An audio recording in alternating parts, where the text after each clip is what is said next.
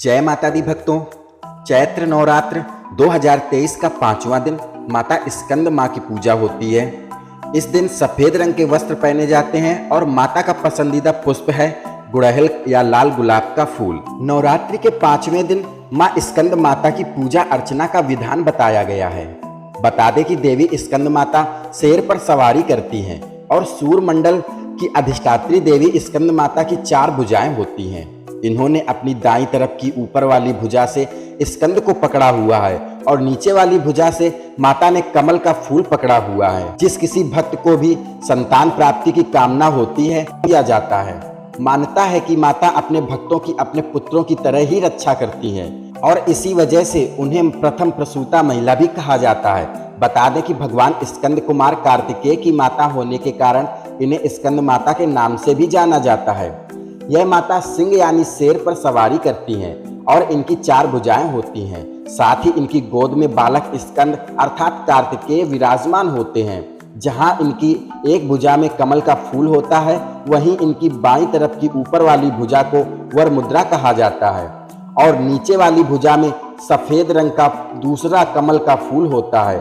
कमल के फूल पर आसन होने के कारण माता को पद्मासन भी कहा जाता है। मान्यता के अनुसार देवी स्कंद माता को सच्चे दिल से पूजा करने से भक्त का ज्ञान बढ़ता है। तो सभी माँ के भक्तों से अनुरोध है कि कृपया करके हमारे चैनल को सब्सक्राइब कर लें। हमारे चैनल का नाम है मोनू वैष्णो माता लाडला।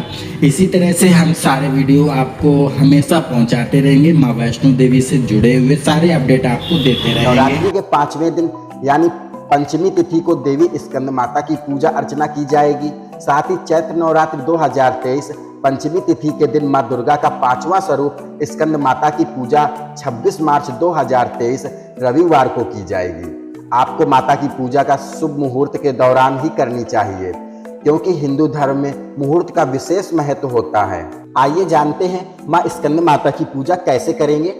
चैत्र नवरात्र 2023 के 5वें दिन सुबह जल्दी उठकर स्नान करें। इसके बाद मां की पूजा करने की तैयारी शुरू करें। दुर्गा मां के इस दिव्य स्वरूप की मूर्ति, फोटो या प्रतिमा को गंगा जल से पवित्र करके एक लकड़ी की चौकी पर स्थापित करें। उसके बाद माता को कुमकुम, अक्षत, फूल, फल आदि चीजें अर्पित करें।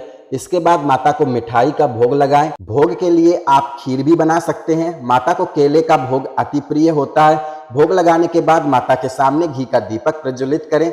दीपक जलाने के बाद सच्ची निष्ठा से माँ की पूजा और ध्यान करें। पूजा के बाद घंटी बजाते हुए माता की आरती करें। आरती के बाद देवी स्कंद माता की कथा का पाठ जरूर करें। अंत में माँ स्कंद माता के मंत्रों का जाप भी करना चाहिए। अब आइए आपको बताते हैं माँ स्कंद माता से जुड़े हुए कुछ मंत्र। ओम देवी स्कंद माताए नमः। प्रार्थना मंत्र है सिंहासन गता नित्यम पद्मांचित कर द्वया शुभदास्तु सदा देवी स्कंद माता यशस्विनी। स्तुति मंत्र है या देवी सर्वभूतेषु माँ स्कंद माता रूपेण संस्थिता नमस्तस्यै नमस्तस्यै नमस्तस्यै नमो नमः। स्कंद माता जी का बीज मंत्र है या देवी सर्वभूतेषु माँ स्कंद माता रूपेण संस्थिता नमस्तस्यै नमस्तस्यै नमस्तस्यै नमो नमः। अब आइए भक्तों, आपको माता स्कंद माँ के इस रूप से जुड़ी हुई पौराणिक जो कथा है वो आपको सुनाते हैं। एक पौराणिक कथा के अनुसार तारकासुर नामक एक राक्षस था। उसने घोर तपस्या की थी, जिससे प्रसन्न होकर ब्रह्मा जी ने उसे अपने दर्शन दिए थे। असुर तारकासुर ने ब्रह्मा जी से अमर होने का वरदान मांगा था। तब ब्रह्मा जी ने उसे बताया कि जन्म लेने वाले हर प्राणी का अंत निश्चित होता है, यानी कि जिसने जन्म लिया है उसकी मृत्यु अवश्य होगी। ये सुनकर राक्षस तारकासुर काफी निराश हो गया था और फिर बड़ी ही चालाकी से उसने ब्रह्मा जी से पुनः वरदान मांगा कि उसकी मृत्यु केवल भगवान शिव के पुत्र के हाथों ही होगी। ऐसा उसने इसलिए कहा क्योंकि उसे लगता था कि भगवान शिव कभी विवाह नहीं करेंगे तो उनकी कोई पुत्र भी नहीं होगा और वह हमेशा हमेशा के लिए अमर हो जाएगा। इसके बाद ब्रह्मा जी ने उसे यह वरदान दे दिया। वरदान प्राप्त करने के बाद उसने लोगों के ऊपर भीषण हिंसा करनी शुरू कर दी। उसके अत्याचारों से लोगों के अंदर काफी भय पैदा हो गया था। फिर सभी पीड़ित लोग भगवान शिव के पास गए और प्रार्थना की कि तारकासुर के अत्याचारों से उन्हें मुक्ति दिलाएं। तब शिव जी ने देवी पार्वती से विवाह किया और उनसे एक पुत्र हुआ जिनका नाम स्कंद अर्थात कार्तिकेय रखा गया।